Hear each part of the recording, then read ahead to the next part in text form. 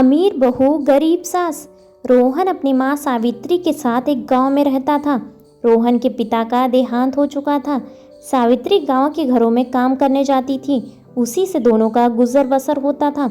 एक दिन रोहन ने अपनी माँ से कहा, माँ तुम इतनी मेहनत करती हो, मुझे बिल्कुल अच्छा नहीं लगता। मैं अपनी पढ़ाई छोड़कर कुछ काम ढूंढ लेता हूँ। यह सुनकर सावित्री रोने लगी। उसने कहा, बेटा कुछ दिनों की बात है, तू पढ़ लिख कर अच्छी नौकरी करने लगेगा तो मुझे काम करने की ज़रूरत नहीं पड़ेगी। तेरी शादी के बाद मुझे आराम ही करना है, तू अपनी पढ़ाई पर ध्यान दे। रोहन माँ को बहुत समझाता, लेकिन सावित्री उसकी बात नहीं मानती। उसे उम्मीद थी कि रोहन पढ़ लिख कर बड़ा आदमी बन जाएगा। इसी तरह कुछ साल बीत गए। रोहन की पढ़ाई पूरी हो गई, उसे नौकरी भी मिल गई।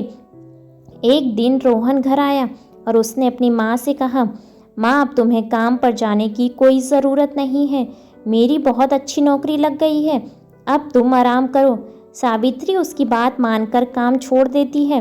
कुछ दिन बाद रोहन के लिए एक बड़े घर से रिश्ता आया। सावित्री बहुत खुश हुई। उसने खुशी खुशी रोहन का विवाह कर दिया। अपनी बहू को पाकर सावित्री बहुत खुश हुई। वह अपनी बहू को कोई काम नहीं करने देती, सारा काम खुद करती। रेखा सारा दिन बैठी रहती। एक दिन रोहन ने अपनी माँ से कहा, माँ तुम रेखा से भी काम करवाया करो, इस उम्र में तुम काम करती हो और रेखा बैठी रहती है। यह सुनकर रेखा ने कहा, मैंने तो माँ जी से कई बार कहा काम करने के लिए, लेकिन ये सब अपने आप करना चाहती हैं। रोहन के कहने पर रेखा अगले दिन से सावित्री के साथ काम करने लगी। कुछ दिन बाद सावित्री की तबीयत खराब रहने लगी। अब सारा काम रेखा को करना पड़ता। कुछ दिन बाद रेखा का स्वभाव बदलने लगा। वह अब सावित्री से बात नहीं करती। एक दिन सावित्री ने पूछा, बहू क्या बात है, तुम मुझसे बात क्यों नहीं करती? तब रेखा ने कहा, आपको पता है मैं कितने बड़े घर से आई हूँ और कितनी पढ़ी लिखी हूँ। तुम लोगों ने मुझे नौकरानी बनाकर रख दिया है।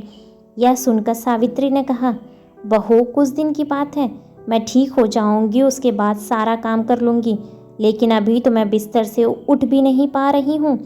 तब रेखा बोली, हाँ हाँ यह सब बहाने मैं खूब समझती हूँ। मैंने काम करना शुरू किया तो आपने सारा काम मेरे ऊपर डाल दिया। यह कहकर रेखा अपने कमरे में चली गई।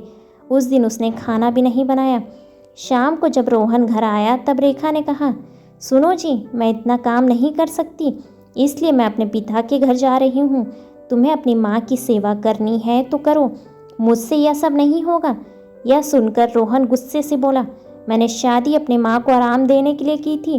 अगर तुम घर का काम नहीं करोगी तो माँ बीमारी में कैसे काम करेगी? यह सुनकर रेखा गुस्से में अपने घर के लिए चल दी। तभी सावित्री ने उसे रोका और कहा, बहू इस घर को छोड़कर मत जाओ, मैं सारा काम कर लूँगी। रेखा फिर भी नहीं मानती और अपने पिता के घर चली जाती है। उसके जाने के बाद सावित्री रोती रहती है। रोहन कहता है, माँ तुम क्यों रो रही हो?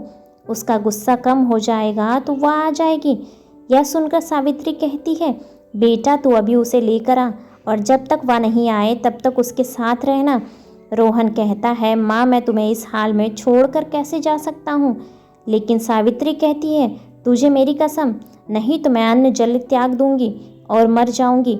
सावित्री की जिद के आगे रोहन हार जाता है और रेखा को लेने उसके घर पहुँच जाता है। वह रेखा को बहुत मनाता है, लेकिन वह नहीं मानती। रेखा उससे कहती है, हम अलग घर में रहेंगे, तुम अपनी माँ को हर महीने कुछ पैसे भेज देना। रोहन बेमन से उसकी बात मान लेता है और रेखा के साथ अलग रहने लगता है। उधर सावित्री अकेले रह जाती है। वह अकेले में बैठी बैठी अपने रोहन को याद करके रोती रहती थी। एक दिन सावित्री के घर पे कोई दरवाज़ा खटखटाता है। सावित्री दरवाज़ा खोलती है तो देखती है सामने रेखा का भाई राजेश अपनी पत्नी के साथ खड़ा था।